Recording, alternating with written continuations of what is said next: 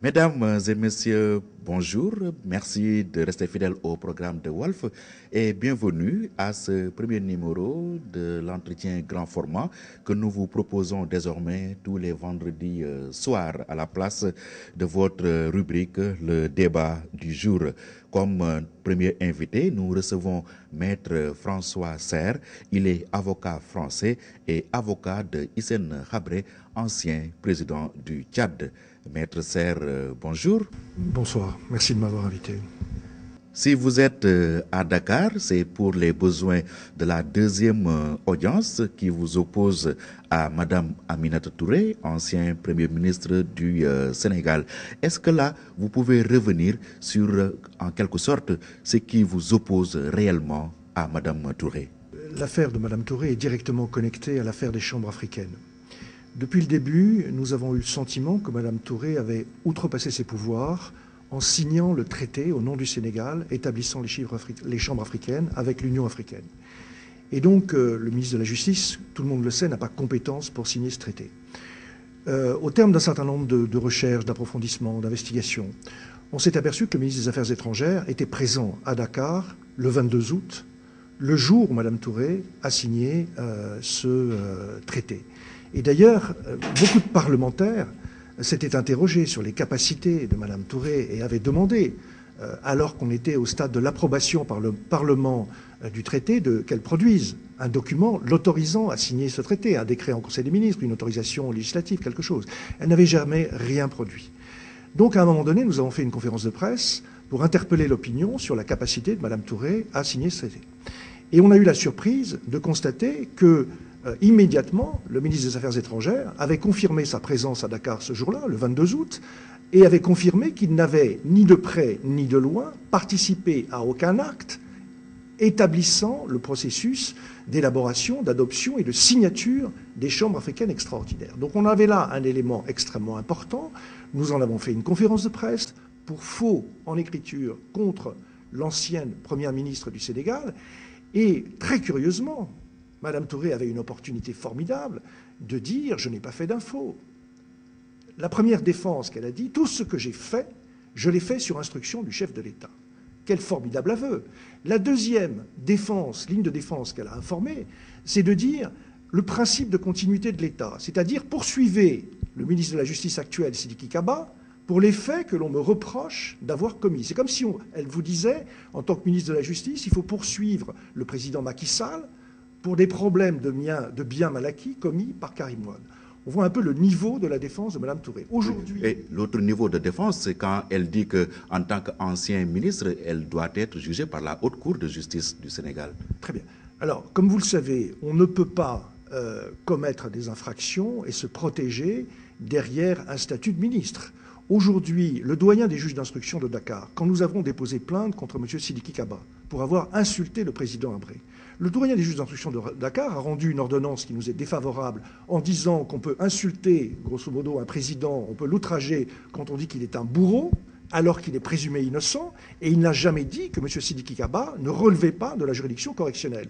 Donc ce qu'on demande simplement à Mme Touré, parce que pour l'instant elle refuse de le faire, c'est qu'en tant que citoyenne, je crois que les Sénégalais ont le droit d'avoir le sentiment que eux, comme leurs dirigeants ou ex-dirigeants politiques, respectent la justice de leur pays, qu'elles comparaissent devant la juridiction, quitte à soulever tout ce qu'elles souhaitent, mais qu'elles comparaissent, qu'elles ne défient pas la juridiction, qu'elles n'invoquent pas une sorte d'impunité, alors qu'on la connaît comme grande prêtresse des droits de l'homme pour avoir lutté contre l'impunité, qu'elle ne s'applique pas un régime d'impunité et qu'elle vienne s'expliquer. Donc ce que nous avons fait, c'est que nous avons demandé au président de la juridiction avant-hier d'avoir l'autorisation de citer des témoins, notamment le ministre des Affaires étrangères, pour que ces deux grandes personnalités s'expliquent sur les conditions dans lesquelles le traité a été cité. Et le président a refusé la position de M. Djibi Diallo, l'avocat de Mme Touré, qui souhaitait, très curieusement, le refus de l'audition des témoins. Et le président a dit, non, vous avez l'autorisation de citer les témoins, donc il a renvoyé l'affaire au 12 février pour que nous citions les témoins, notamment un certain nombre de parlementaires qui ont assisté au débat et devant lesquels elle n'a pas produit le document, qui est targué de faux, et deuxièmement, que nous puissions plaider sur cette affaire au fond. Écoutez, en France, quand des ministres prononcent des propos racistes, comme ça a été le cas de l'ancien ministre de l'Intérieur français. Ils ont été attraits devant la juridiction correctionnelle et ils ont été condamnés. Au nom de quoi on accepterait qu'un ministre de la Justice, postérieurement, au moment où elle était ministre de la Justice, produise un document, puisqu'en définitive, le seul moment où elle a produit ce document, c'était devant la presse, très longtemps après, quand on l'a accusé de faux. Curieusement, elle avait gardé ce document, qu'elle a produit plusieurs mois après être sortie du gouvernement, pour justifier de la signature du ministre des Affaires étrangères, qui apparemment est extrêmement contestée. Oui, maintenant, face à son souhait de ne pas comparaître, là, est-ce que là, vous ne vous confrontez pas à une impasse, tout simplement?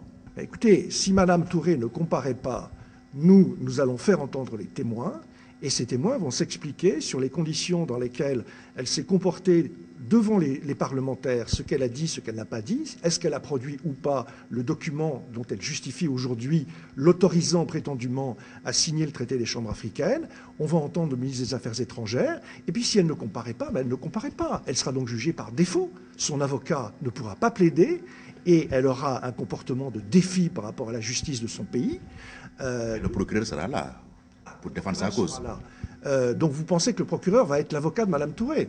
Donc le procureur de la République du Sénégal se porterait donc en représentation de quelqu'un qui est accusé d'une infraction. Ce serait quand même extrêmement... Conformément à la loi. Non, non. Le procureur, il est là pour défendre l'intérêt de la société. Il n'est pas là pour défendre les gens qui sont accusés de faux. Donc on ne peut pas penser un instant qu'au prétexte de ce qu'elle refuse de comparaître en justice, et que donc son avocat ne pourra pas la défendre, le procureur de la République, sur instruction de qui? Du ministre de la Justice, qu'entré dans la position d'avocat de Mme Touré, il n'a qu'à ce moment-là descendre dans l'arène judiciaire et prendre la robe d'avocat pour défendre Mme Touré. On ne comprendrait pas qu'un magistrat qui a prêté serment de défendre l'intérêt de la société se pose et campe en avocat de quelqu'un qui est accusé d'avoir commis une infraction extrêmement grave. Mais là, est-ce que vous n'êtes pas en train de mener un combat d'avant-garde? Mme Aminata Touré est quand même ancienne Premier ministre du Sénégal. Est-ce que vous pensez avoir des chances de la faire condamner? Écoutez, le problème, si vous voulez, il est extrêmement important, dans la mesure où aujourd'hui, ce qui se passe, c'est de savoir si les chambres africaines sont une juridiction équitable. Mme Touré, depuis qu'elle a été nommée ministre de la Justice, a porté l'étendard de cette poursuite contre le président Habré en faisant un des marqueurs politiques principaux du début de la présidence de Macky Sall. Elle en a fait un instrument politique. Elle a, à travers ça, voulu affaiblir le Premier ministre de l'époque. Elle a essayé donc de s'en servir comme une sorte de levier personnel à caractère politique. Aujourd'hui, elle est prise, entre guillemets, la main dans le sac, c'est-à-dire qu'on l'accuse d'avoir fait quelque chose d'extrêmement grave. On a un ministre des Affaires étrangères qui, à travers ses déclarations, et dans la mesure où il dit qu'il n'a pas participé à l'établissement des chambres africaines, remet directement en cause les affirmations de Mme Touré.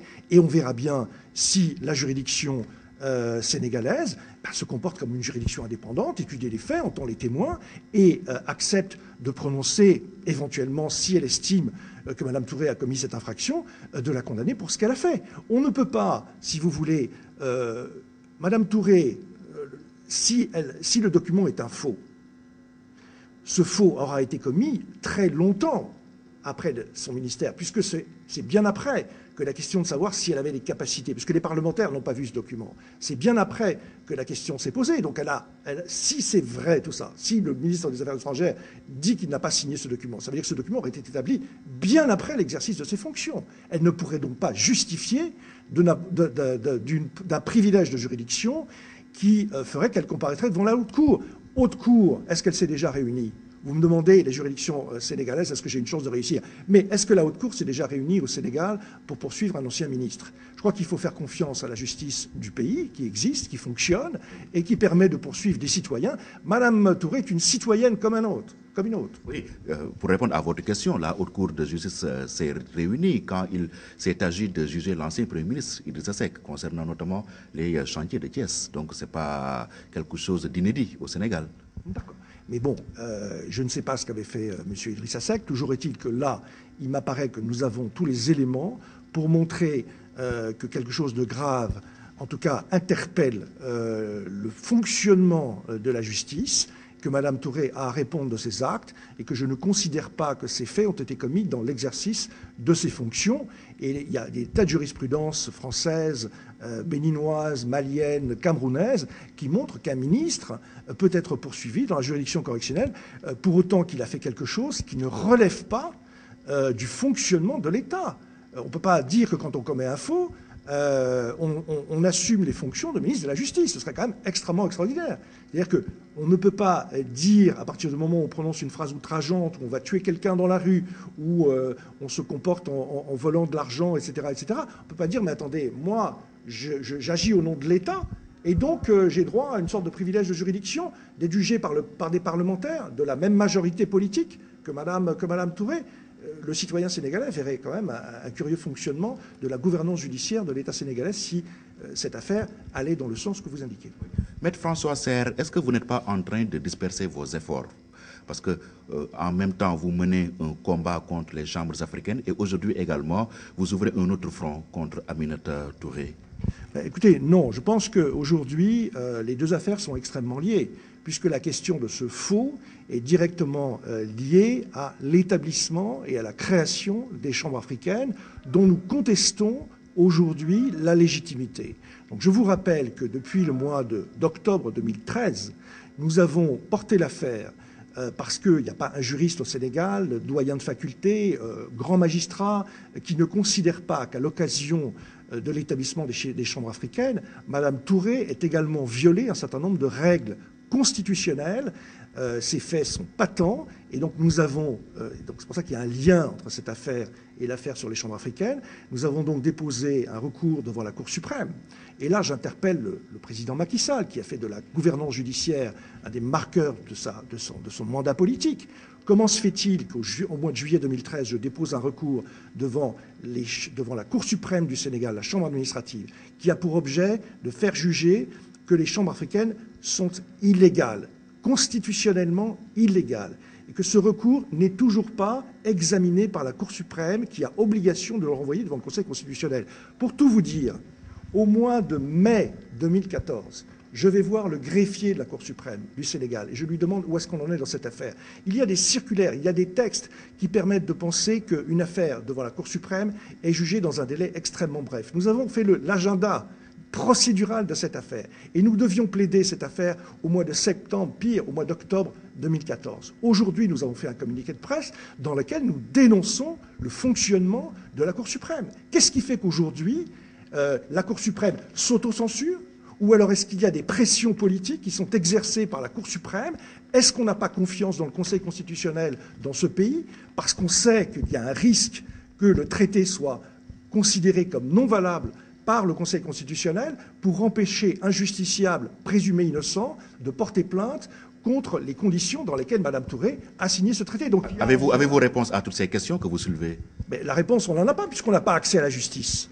Nous sommes dans un procès de rupture contre les chambres africaines parce que nous considérons que ce procès qui nous est fait est totalement inéquitable. C'est un sujet que je voudrais aborder avec vous maintenant. Et deuxièmement, toutes les voies extraordinaires qui entourent ce procès et pour lesquelles nous portons plainte. Nous portons plainte contre M. Sidiki Kaba pour avoir insulté le président Habré. Nous avons obtenu une décision, nous en avons fait appel. Ça fait des mois qu'on attend l'appel. On ne peut pas réunir la Cour d'appel de Dakar sur cette affaire. Même chose avec la Cour suprême. Nous avons fait condamner un journaliste pour diffamation envers le président Habré. Il y a eu un appel qui a été fait. Cette affaire ne vient pas. Qu'est-ce qui fait que les procédures qui seules nous sont réservées pour contester la légitimité globale du processus judiciaire qui est engagé contre nous ne peuvent pas abonder et ne peuvent pas être développées devant les cours de justice normales du Sénégal? Est-ce qu'il y a des pressions politiques qui sont exercées contre les magistrats? Est-ce que ces magistrats s'autocensurent? Qu'est-ce qui se passe dans ce pays pour que l'affaire Habré fasse l'objet d'un traitement aussi inéquitable, injuste et qui va à l'encontre de tout ce qu'a dit le président Macky Sall il y a un an? Il y aura un procès juste et équitable. Malheureusement, soit le président Macky Sall n'est pas informé, soit, curieusement, il accepte l'ensemble des dérapages que l'on constate dans le fonctionnement de la justice sénégalaise. Justement, quand Maître Sidiki Kaba, ministre de la Justice, dit à l'Assemblée nationale qu'Hissène Habré ne va pas mourir en prison, là, quand on lit au second degré, est-ce qu'il n'est pas en train de vous annoncer sa libération prochaine? Non. Quand il dit qu'il ne va pas mourir en prison, c'est-à-dire qu'il dit exactement que Hissène Habré ne sera pas condamné à mort. C'est-à-dire qu'il fait le contraire de ce que pourrait faire un militant des droits de l'homme, il fait le contraire de ce que pourrait faire un ministre de la Justice qui doit assurer l'indépendance de la justice de son pays. Il dit simplement qu'il n'y a pas la peine de mort au Sénégal, que Hissène Habré ne sera pas condamné à mort. Ça veut dire donc qu'il accepte d'ores et déjà et qu'il vote d'ores et déjà le principe de la condamnation d'Hissène Habré. M. Sidiki Kaba a dans cette affaire une attitude absolument incroyable puisqu'il était au Tchad comme représentant des ONG, il a insulté à de nombreuses reprises le président Habré alors qu'il était militant des droits de l'homme, entre guillemets. Aujourd'hui, il fait de la politique, il est ministre de la Justice, il le traite de bourreau lors de son entrée en fonction, on ne peut pas le poursuivre devant la justice de son pays. Lorsque il y a un certain nombre de mouvements stratégiques dans l'instruction où on s'aperçoit qu'en fait on essaie de cibler la personne du président Habré et de sortir des faux témoins anonymes au Tchad pour l'accuser, il accepte ce principe et il dit il n'y a pas de problème, etc., etc. Donc en fait, on a un ministre de la Justice qui ne remplit pas sa fonction et qui n'assure pas l'indépendance des conditions dans lesquelles ce procès va se dérouler. Donc c'était aussi extrêmement grave. Et cette intervention qu'il a faite annonçant qu'il ne va pas mourir en prison, ça veut dire qu'il va être condamné à vie et donc il va mourir en prison. C'est exactement ce que ça veut dire. Il ne va pas être exécuté, il va mourir en prison. C'est ça vous comprenez le contraire de ce qu'il voulait dire? Non, mais tout le monde a compris ce que M. Sidiki Kaba a voulu dire. Nous en sommes presque à la fin de l'instruction. Aujourd'hui, en 2015, pensez-vous qu'aujourd'hui, que tout est réuni pour qu'on s'achemine résolument vers le procès de Hissène Habré? Écoutez, je crois que c'est le moment de faire le bilan de l'instruction, d'un procès qu'on a voulu équitable. Ce que le président Macky Sall a oublié, c'est qu'il n'y a pas de procès équitable s'il n'y a pas d'instruction équitable. Or, j'ai déjà indiqué un certain nombre de marqueurs qui montrent que ça a été un procès qui a été dirigé par des hommes politiques. Sidiki Kaba, Idriss Déby et, à un moindre degré, le président Macky Sall qui n'a pas mis le holà sur un certain nombre de dérapages du fonctionnement de cette institution judiciaire. Je voudrais rappeler que l'élément le plus important, les chambres africaines, c'était quoi? C'était une juridiction prétendument internationale qui devait aborder un ensemble de faits de 82 à 90. On devait rechercher un certain nombre de responsabilités. On s'est focalisé sur le président Hissène Habré. Je constate qu'aujourd'hui, aucune personne, auteur direct des infractions de torture, etc., n'est présente. Qu'il y ait une responsabilité ou qu'on prétende qu'il y ait une responsabilité en haut de l'échelle, je veux bien. Mais qu'est-ce qui fait que ceux qui commettent directement les infractions ne sont pas poursuivis et se cachent au Tchad? Le refus de collaboration du Tchad est un point extrêmement important. Ça veut dire qu'à partir du moment où le président Idriss Déby, qui a voulu se constituer partie civile, a été rejeté, quelle était sa position? C'est que plus on va envoyer 2, 5 ou 10 personnes, ces gens-là vont parler. Et ces gens-là vont dire quelles étaient les responsabilités du conseiller à la sécurité d'Hissène Habré. Ces gens-là vont dire qu'est-ce qui s'est passé au Tchad entre 82 et 90. Et donc, en fait, Idriss Déby veut fermer, veut boucler, il a payé, il s'est offert un jouet formidable qui est les chambres africaines, il veut une condamnation d'Hissène Habré, et il ne veut pas qu'il y ait un procès juste et équitable dans lequel on examine l'ensemble des chaînes de responsabilité dans cette affaire de 82 à 90. Ce qu'ont fait les Libyens, ce qu'ont fait les Français, ce qu'ont fait d'autres responsables de groupes paramilitaires au Tchad, non, ce qui intéresse, c'est uniquement ce qu'a fait Hissène Habré, et encore, on ne veut pas, au sein des faits reprochés prétendument à Hissène Habré, examiner les chaînes de responsabilité. Donc Idriss Déby coupe toute collaboration avec les autorités sénégalaises, refuse l'exécution de la commission rogatoire, protège Goukouni Weddey, tous les responsables politiques qui sont vivants, qu'Hissène Habré n'a pas fait assassiner. Donc tous les responsables politiques tchadiens de l'époque, on refuse de les renvoyer au Sénégal. Qu'est-ce qui fait que ce procès qui devait se dérouler au Sénégal, on n'a aucun témoin important qui vienne s'expliquer devant les chambres africaines?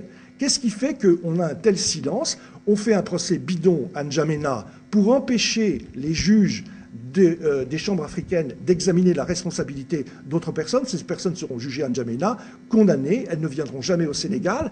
Et on a donc accepté, et c'est ça la preuve du manque d'indépendance des juges des chambres africaines et du dictat politique qui est accepté.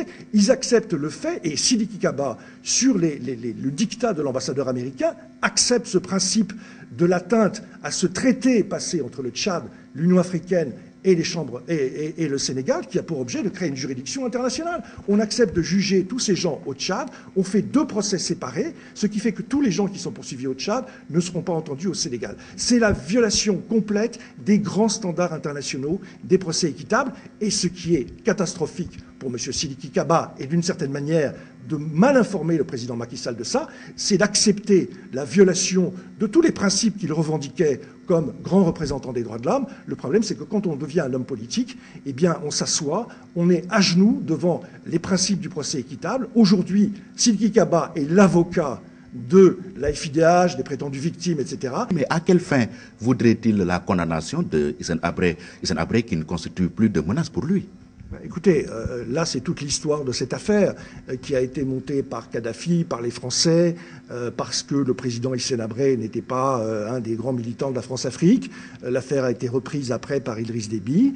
Il y a eu toutes ces affaires qui ont été montées dans les années 2000 avec l'IFIDH, Human Rights Watch, Reed Brody, etc., que le président Ouad a accepté de développer alors qu'il y avait des juridictions sénégalaises qui avaient statué en faveur du président Habré, des réunions politiques de l'Union africaine qui donnaient un mandat au Sénégal. On a donné beaucoup d'argent, on a inondé beaucoup de personnalités. Là, aujourd'hui, on donne de l'argent à travers le consortium de sensibilisation à des journalistes pour les emmener au Tchad, pour faire des enquêtes qui n'existent pas. Donc, il n'y a pas de procès équitable.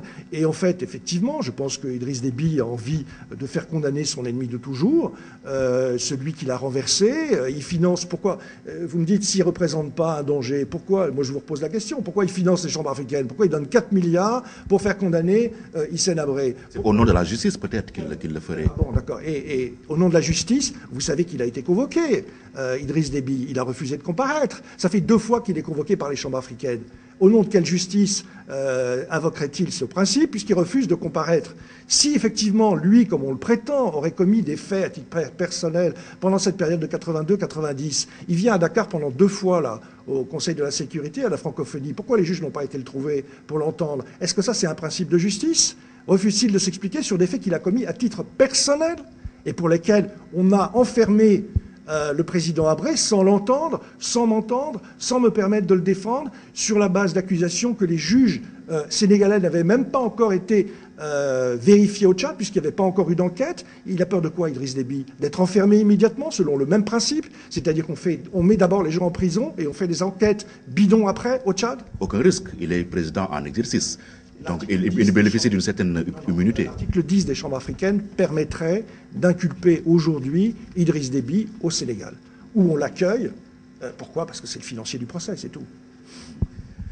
Avez-vous l'impression que votre client aura droit à un procès juste et équitable, comme l'ont promis les autorités sénégalaises? Écoutez, aujourd'hui, indépendamment de tout ce que je viens de dire, il y a quand même un phénomène extrêmement important, le refus de collaboration du Tchad. Il y a quand même un autre événement.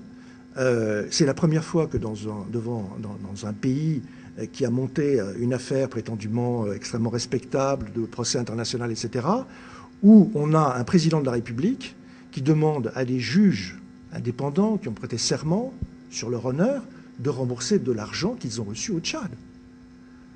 Comment imaginer, vous me posez la question de l'indépendance de la justice, les magistrats des chambres africaines partent faire des commissions rogatoires, et donc ça concerne tout le monde, greffiers, procureurs, juges d'instruction, etc. Ils partent faire des commissions rogatoires au Tchad, on leur donne des per diem, on leur paye leur billet d'avion, leur hôtel, etc., etc. Et au Tchad, on les loge dans des hôtels gouvernementaux, probablement soumis à un certain nombre de vérifications sur ce qu'ils font pendant cette période, et on leur donne de l'argent pour exécuter leur mission. Ça veut dire qu'ils ont perçu 2 fois la somme. Enfin, c'est des magistrats, quoi. Et c'est eux qui sont censés rendre la justice dans cette affaire-là. Donc, en fait, ils ont un lien économique et financier avec le régime. À partir de ce moment-là, vous savez, on va parler peut-être dans un moment de Maître Diouf. Il a parlé de corruption, corruption, corruption. Ça a été son maître mot. Tout le monde le trouve amusant, le prend plus ou moins au sérieux. Le problème, pourquoi on l'a éliminé de cette affaire? Parce que pour la première fois, on avait un président de la République qui, à travers son action, demandait le remboursement à des juges de l'argent qu'ils avaient trop perçu. Et on s'est dit à ce moment-là, peut-être que Maître Diouf avait raison, Donc en fait, ça veut dire, à travers le refus, le faux dont Mme Touré est accusée, des juges à qui on demande le remboursement, le refus de collaboration du Tchad, des investigations qui sont réalisées au Tchad, où on se contente d'entendre des témoins et des victimes qui ne viendront pas à Dakar, dont on ne vérifie pas. Les juges d'instruction, ce sont des greffiers. Ils se contentent d'enregistrer les déclarations qu'on leur fait sur des gens choisis par le volet. Savez-vous que devant la juridiction pénale, il y a des journalistes qui m'ont dit « Mais attendez, nous, on a fait des enquêtes au Tchad sur des gens qui ont été désignés par Jacqueline Moudena. Nos frais ont été payés par les ONG. » Donc ça veut dire qu'ils partent embarqués par les chambres africaines, payés par des ONG, Human Rights Watch, FIDH, etc., ils vont choisir et entendre les gens. Et ces journalistes, devant la juridiction correctionnelle de Dakar, nous ont dit là-bas, il y a un régime de terreur. On ne peut pas faire d'instruction à décharge. Dès qu'on prononce le mot d'Idriss Déby, on risque le pire. Ça veut dire qu'il n'y a pas eu d'instruction à décharge. Et qu'aujourd'hui, on va renvoyer. Et on a eu raison de faire une défense de rupture, puisque je ne pouvais pas aller au Tchad, et qu'aujourd'hui, les deux seules personnes dont on a pensé qu'elles pouvaient habiller joliment la juridiction internationale sénégalaise prétendument, malgré les 4 milliards, on n'a pas pu amener 2 personnes. Imaginez ce que la défense aurait pu amener. Donc en fait, il n'y a pas de procès équitable, et c'est effectivement le principe fondamental de cette affaire. Qu'a dit M. Mbacké Fall, qui a été le meilleur avocat d'Idriss Déby? Depuis le départ, il est parti là-bas, il a fait limoger le procureur de N'Djamena qui le critiquait pour son manque de comportement équitable. Il a dit dès le départ, au bout d'une semaine, je ne vois pas ce qu'on peut reprocher à Idriss Déby. Il a dit au bout de 15 jours, il y a suffisamment d'éléments pour envoyer Hissène Habré devant la cour d'assises. Et en quelque sorte, aujourd'hui, qu'est-ce qu'il nous dit? Vous l'entendez plus. La dernière fois qu'il a parlé, Mbacké Fall, il a dit si jamais ces 2 personnes ne viennent pas du Tchad pour faire joli devant la juridiction pénale sénégalaise, on ne pourra pas faire de procès d'Hissène Habré. Et aujourd'hui, curieusement, on ne l'entend plus. Pourquoi? Parce que Reed Brody, l'ambassadeur américain, et Sidiki Kaba ont accepté le principe de la violation de la signature du Sénégal et du Tchad qui créait les chambres africaines et qui faisait que le procès devait se dérouler à Dakar et pas à N'Djamena. Et ça, c'est absolument inacceptable de la part de Sidiki Kaba d'avoir eu cette attitude. Vous avez tout à l'heure parlé de défense de rupture. Peut-on inscrire dans ce registre le refus de votre client de répondre aux questions des juges des chambres africaines? Bien évidemment. C'est-à-dire que le principe de la défense de rupture, c'est que quand on conteste la légitimité d'une juridiction, on ne participe pas, on ne répond pas et on dénonce un certain nombre de faits. Tout ce que je peux dire, c'est qu'on a eu raison. Parce que depuis le début, qu'est-ce qu'on a dit? Moi, j'ai écrit au président Macky Sall une longue lettre au mois de février 2013 en lui disant que dans cette affaire, il allait perdre, comme l'avait écrit Zola, peut-être une partie de son honneur. Et à travers ça, qu'est-ce que je disais? Je disais, faites attention, il va y avoir plein de problèmes dans cette affaire. Mais j'ai été plus que confirmé dans mes propos à travers tout ce que je viens de vous déclarer. À partir du moment où il y a des juges qui reçoivent de l'argent, où on fait des enquêtes qui sont tout à fait insuffisantes, il n'y a pas d'investigation, le choix du consortium.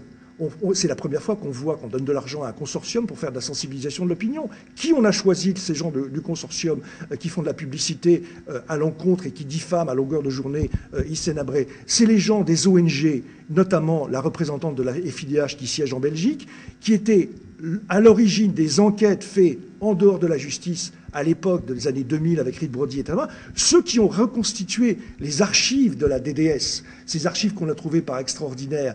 Il y a eu un mandat politique donné par le conseiller à la sécurité d'Idriss Déby de demander à Human Rights Watch de reconstituer les archives. Et c'est eux qui font la campagne de sensibilisation des chambres africaines. Enfin, on rêve, quoi. On rêve, c'est-à-dire qu'il n'y a pas un moment où je me tourne dans cette affaire et en terminer avec l'assassinat, entre guillemets, judiciaire de Diouf, qui consiste à l'éliminer de la défense, où il n'y a pas un moment où on a l'impression qu'on est devant une juridiction équitable. Mais le consortium déplore l'absence ou bien le manque de collaboration des avocats de Habré. Mais évidemment, on peut pas participer avec un consortium qui est payé par le Tchad, dont la mission est effectivement d'inoculer un certain nombre de faits et de désinformer et de manipuler la presse sénégalaise, de les emmener au Tchad pour faire des enquêtes qui n'en sont pas. On ne peut pas participer à ce processus. Enfin, ça, vous pouvez pas. Mais la politique de la chaise vide n'a jamais porté ses fruits. Écoutez, la politique de la chaise vide consiste pour nous à contester la légitimité des chambres africaines et à travers ça d'utiliser des recours de toutes les juridictions qui ont été contournées, Conseil constitutionnel, Cour suprême, toute cette affaire, en fait, est éminemment politique parce qu'en fait, on l'a sorti d'un contexte démocratique judiciaire pour créer une juridiction spéciale dans des conditions parfaitement irrégulières, sans interroger le Conseil constitutionnel, sans interroger véritablement les députés. Et toutes les juridictions à qui on s'adresse, aujourd'hui, ne répondent pas. On n'a pas d'appel, on n'a pas d'accès, on nous traîne. Le problème, c'est qu'en fait, ce qu'on veut, et c'est là sur le point sur lequel j'interpelle le président Macky Sall, on veut que les chambres africaines condamnent le président Hissène Habré avant que le Conseil constitutionnel du Sénégal ait statué dans ce dossier.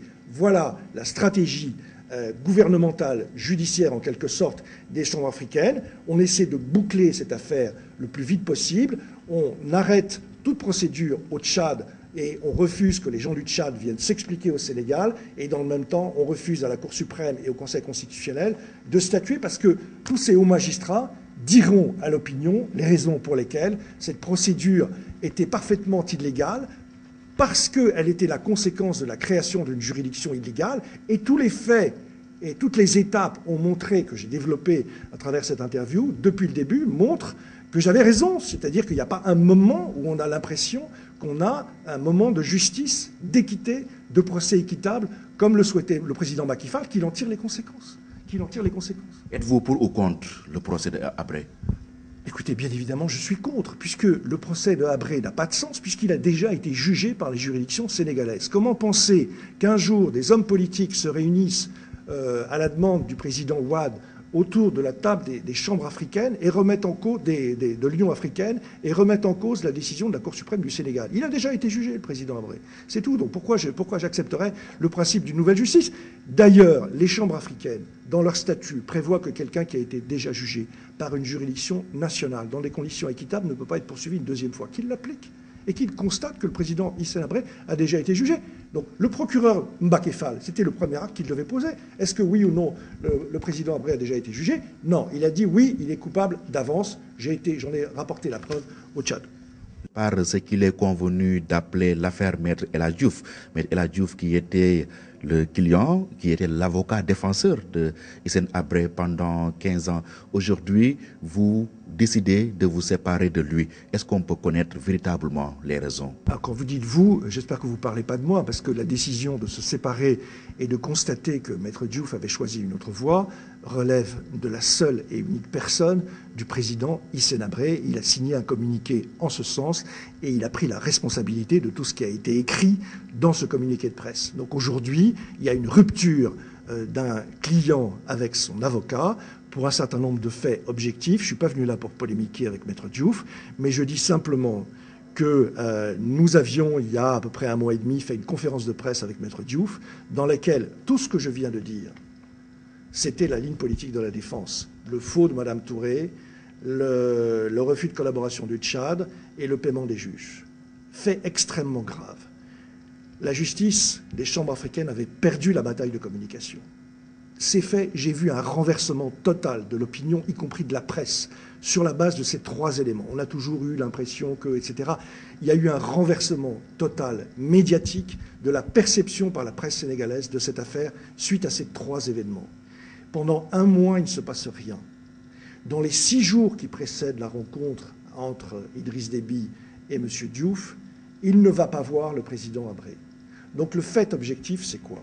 Qu'est-ce qui justifie qu'à un moment donné, grand avocat international décide de changer totalement la stratégie concertée entre le président? On n'est pas dans une affaire de divorce, on est dans une affaire rouge écarlate où je peux vous dire que c'est le président Habré, nous l'aidons, qui assume la responsabilité de la stratégie judiciaire et politique de sa défense. Donc qu'est-ce qui fait qu'à un moment donné, alors que au moins 1 semaine avant la rencontre avec Idriss Déby, il n'y a plus de rencontre avec le président Habré, qu'est-ce qui fait qu'un beau matin, il se lève? Il dit qu'il a eu l'aval de Mme Habré. Bon, écoutez, ça c'est faux, c'est un mensonge. Je crois que la presse a interrogé Mme Habré. Mme Habré n'est pas son client. Et le problème, si vous voulez, c'est que, en définitive, quand on est avocat, dans une affaire, entre guillemets, que je qualifie de rouge écarlate, comme ça, d'extrêmement sensible, quand on décide ou quand on propose de renverser totalement la stratégie de la défense, et qu'on a le temps d'aller voir le président Habré, qui est parfaitement accessible à la défense, qu'on voit quand on veut, on va le voir. On définit les conditions et le mandat de la négociation, on voit si le président Habré est d'accord, et puis on va voir si les termes de la négociation font que. Qui se lève à un moment donné pour changer tout seul une stratégie sans concertation avec le président Habré, c'est ça qui, sur le plan déontologique et en même temps de politique judiciaire et de stratégie de défense, est parfaitement incompréhensible. Donc ce qui ne va pas dans la défense la défense entre guillemets de Diouf, c'est qui dit bon, Idriss Déby était devenu l'ennemi des chambres africaines. Enfin, ça me fait rigoler parce que la veille de son entretien avec Idriss Déby, le frère d'Idriss Déby va déposer plainte le 16 décembre. Il va déposer plainte au nom de la famille de Déby contre le président Habré.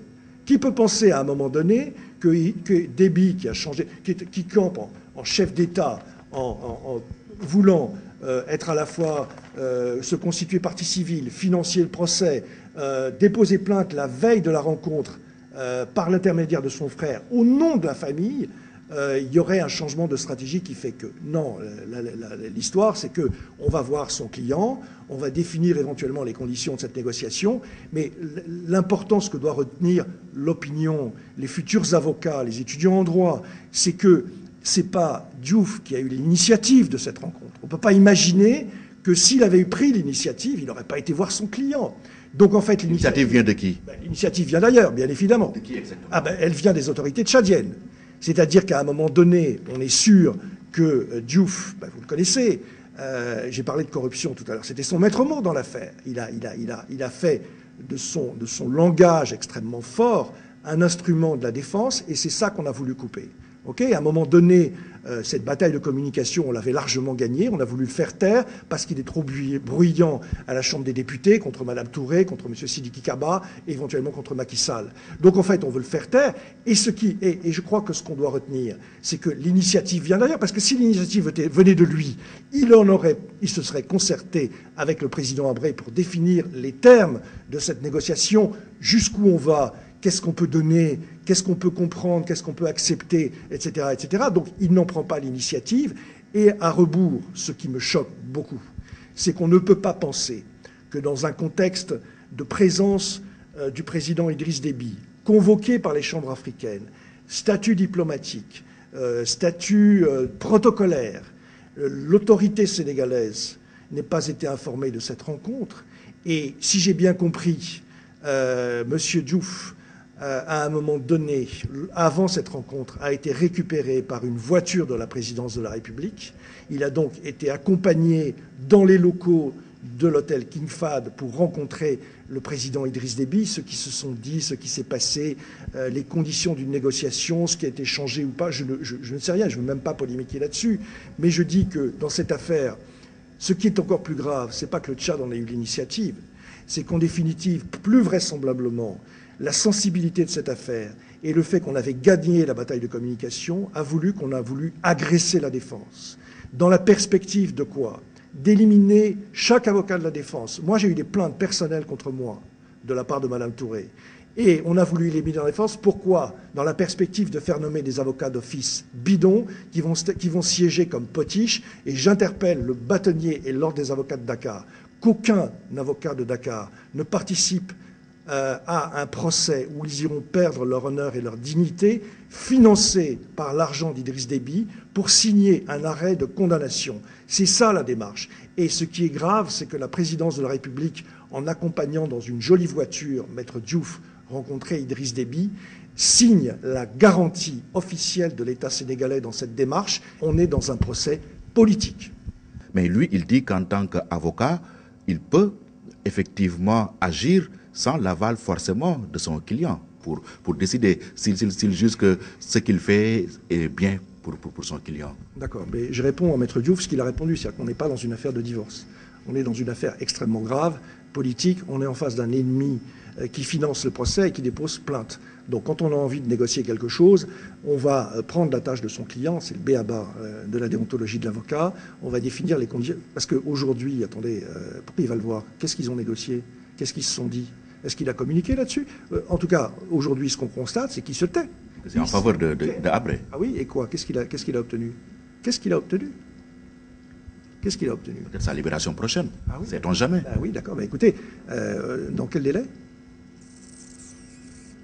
Aujourd'hui, ce qui se prépare, c'est le renvoi du président Habré devant les chambres africaines pour être jugé. Donc moi oui, qu'est-ce qu'il a obtenu? Ça, je vous pose la question. Si vous l'avez rencontré depuis, malheureusement, je crois qu'aujourd'hui, les conditions de cette négociation posent problème, un problème déontologique. On a perdu un ami, on a perdu un avocat, on a perdu un grand avocat dans cette affaire. On a voulu le faire taire. Et on a perdu un combattant. Un homme qui gênait, un homme qui parle Wolof, parce que je ne parle pas, un homme qui est présent sur le terrain, un député, un homme qui se bat, et qui, etc. Et depuis, vous l'avez entendu parler de Mme Touré, parler de Sidiki Kaba, il se tait. Il se tait. On a acheté son silence? Écoutez, je ne dis pas qu'on a acheté son silence, je m'en garderai bien. Moi, j'insulte pas Maître Diouf. Lui insulte le président Habré. Ça fait 13 ans qu'il combat à ses côtés. Il dit qu'Habré l'a trahi, ça, c'est pas une insulte, non? Il dit qu'Habré l'a trahi. Non, il dit que c'est un homme avare, etc., qu'il a changé en prison, etc. Regardez ce qu'il a dit. Les dessous de divorce paieraient plus qu'Habré. Mais attendez, mais au nom de quoi? Il commence à parler des autres avocats qui sont partis, qui ont été payés, machin, etc. Enfin, je veux dire, je crois que Maître Diouf, là, il dérape totalement. Le président Habré a fait un communiqué qui est extrêmement élégant. Élégant, hein, vous me comprenez, là, par rapport à ce qui s'est passé. Il est extrêmement élégant. Il dit qu'il a choisi une autre voie. On est très gentil. Vous auriez dit dire quoi? Non, je dis rien, moi. C'est le président Habré qui gère Maître Diouf. C'est lui qui prend ses décisions. Aujourd'hui, on a perdu un ami. C'est tout. Okay. Alors, c'est terminé? C'est terminé. D'accord. Je voudrais profiter de ces derniers moments pour vous remercier de m'avoir invité, pour souhaiter un grand succès à votre émission et pour saluer la mémoire des journalistes qui sont morts à Paris, assassinés au nom de leurs idées, morts au combat et qui sont aujourd'hui les héros de la République française. Merci en tout cas, Maître François Serre. Je rappelle tout simplement que vous êtes avocat français et vous êtes aussi avocat de Hissène Habré. Vous étiez le premier invité de cet entretien grand format que nous proposons à nos auditeurs et téléspectateurs désormais tous les vendredis soirs à la place du débat du jour. Merci infiniment.